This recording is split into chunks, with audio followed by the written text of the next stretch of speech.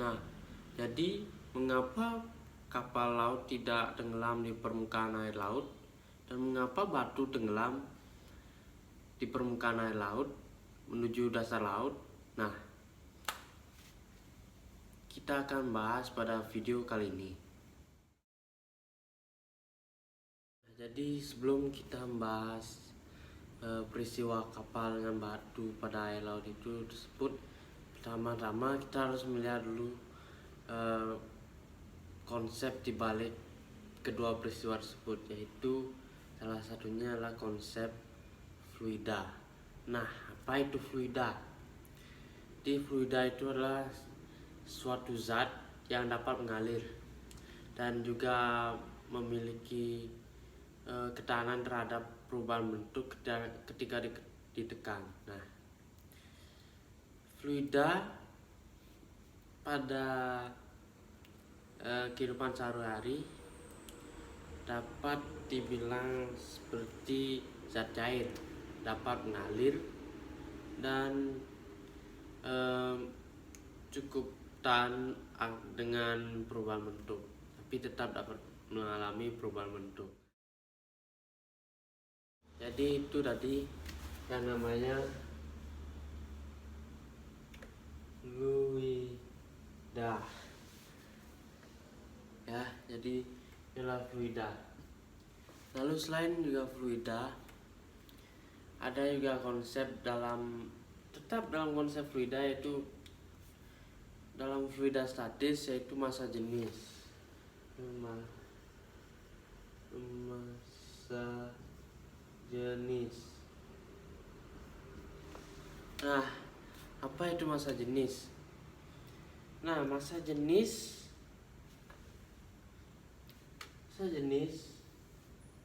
adalah suatu perbandingan. Massa jenis adalah, atau dalam kata lain itu adalah kerapatan atau jarak antar molekul pada suatu benda. Nah, jadi massa jenis merupakan perbandingan antara massa yang dengan volume. Jadi dapat dibilang bahwa massa jenis merupakan perbandingan antara massa dengan volume, di mana massa jenis berbanding lurus dengan massa dan juga massa jenis berbanding terbalik dengan volume. Nah, jadi dapat disimpulkan secara singkat bahwa semakin besar massa suatu benda dan semakin kecil volume suatu benda, maka massa jenis benda tersebut akan semakin besar. Nah, jadi massa jenis setiap benda itu berbeda-beda. Ada berbeda-beda ya, dari ada benda padat, benda cair, benda gas, ada logam, ada batu, ada air, dan lain-lain. Semakin kecil massa jenis, semakin jauh jarak antar molekulnya, yang membuat benda tersebut lebih tidak rapat, seperti air dan udara, dibandingkan benda yang memiliki massa jenis besar seperti benda padat, yang memiliki kerapatan lebih daripada benda cair dan benda gas. Nah, kembali ke batu dan kapal laut tersebut, diketahui bahwa batu dan kapal laut merupakan benda padat. Tanpa melihat angka pasti dalam massa jenisnya, kita tahu bahwa bahwa kapal laut dan batu memiliki massa jenis yang lebih besar daripada air laut yang merupakan benda cair. Nah, diketahui juga bahwa benda akan tenggelam dalam suatu zat cair jika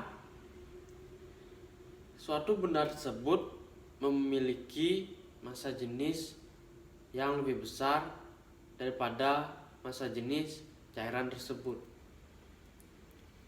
Nah, jadi secara teori kedua benda tersebut seharusnya tenggelam dalam cairan air laut. Nah, tapi mengapa kapal laut dapat terapung atau mengambang di atas air laut, di atas permukaan air laut? Nah, untuk membahas hal tersebut kita harus melihat salah satu konsep lagi, yaitu konsep gaya apung oleh Archimedes. Nah, untuk kembali lagi ke Archimedes. Nah, pada zaman dahulu Archimedes diperintahkan oleh raja untuk menentukan apakah mahkota yang ia pesan terbuat dari emas asli atau bukan, tanpa menghancurkan benda tersebut. Nah, Archimedes mencari cara untuk mengetahui hal tersebut pada saat ia pergi mandi dalam bak mandi sang Archimedes tersebut. Nah, saat ia mandi, ia mengisi bak mandinya tersebut dengan air. Lalu ia mencelupkan dirinya sendiri ke bak mandi tersebut. Dan apakah yang terjadi? Archimedes mengamati bahwa ada air yang tumpah.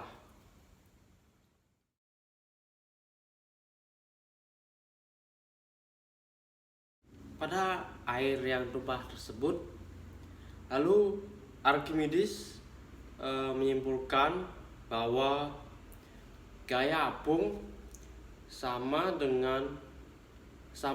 besarnya dengan besar berat dari fluida yang sudah dipindahkan.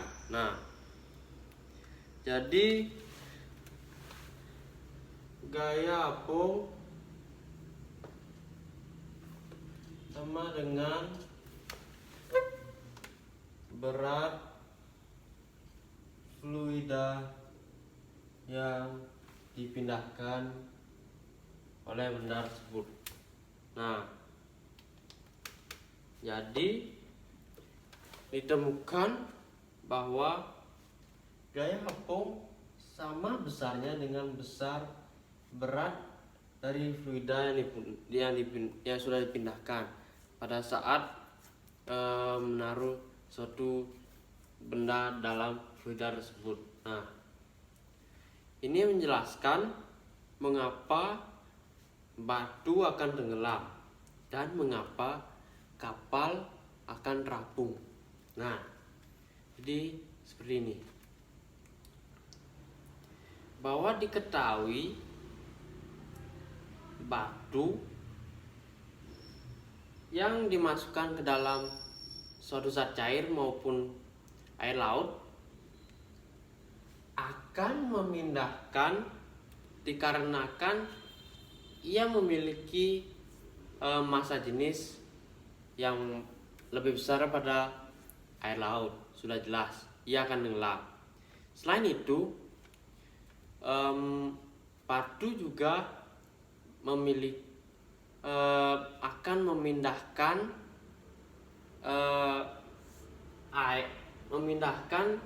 berat air yang lebih kecil. Saat batu tersebut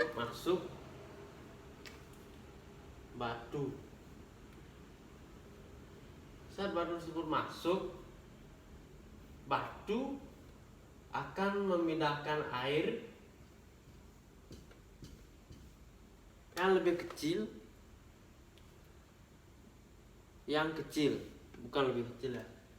jadi yang kecil, sehingga memindahkan berat fluida yang kecil, sehingga gaya apung dari batu tersebut juga kecil. Nah, jadi itulah mengapa batu akan tenggelam selain memiliki massa jenis yang lebih besar pada air laut. Jadi sudah jelas bahwa batu memiliki W atau berat yang lebih besar pada gaya apung. Nah, ini juga karena gaya apungnya yang kecil, maka gaya apung ini tidak sebesar berat dari batu ini. Jadi berat batu lebih besar pada berat air yang dipindahkan oleh batu yang masuk ke dalam fluida. Nah, jadi sekarang kita akan menganalisa kasus yang kedua, yaitu kasus kapal yang dapat mengapung di zat cair. Nah, itu yang kita ketahui, sebuah kapal laut, kapal apapun itu, terbuat dari logam ataupun kayu yang merupakan benda padat dan memiliki massa jenis yang lebih besar pada air laut. Nah, lalu mengapa kapal-kapal tersebut dapat terapung di atas air laut? Gaya apung adalah jawabannya, yaitu selain memiliki massa jenis yang besar, kapal juga memindahkan, karena bentuknya yang luas, kapal juga memindahkan air dalam jumlah yang banyak, yang sangat banyak. Nah, sebuah kapal dalam air akan memiliki berat W. Namun kapal tersebut akan memindahkan air yang besarnya W fluida yang besarnya lebih besar daripada berat kapal, sehingga gaya apung kapal lebih besar pada berat kapal. Hal inilah yang menyebabkan kapal dapat mengapung dalam zat cair. Nah, hal ini semua disebabkan oleh bentuk kapal yang unik dan juga rongga kapal, sehingga kapal dapat mengambang di atas permukaan air, bukan di atas permukaan, mengambang atau terapung dalam fluida. Nah, sekian penjelasan dari saya. Saya ucapkan terima kasih dan sampai jumpa.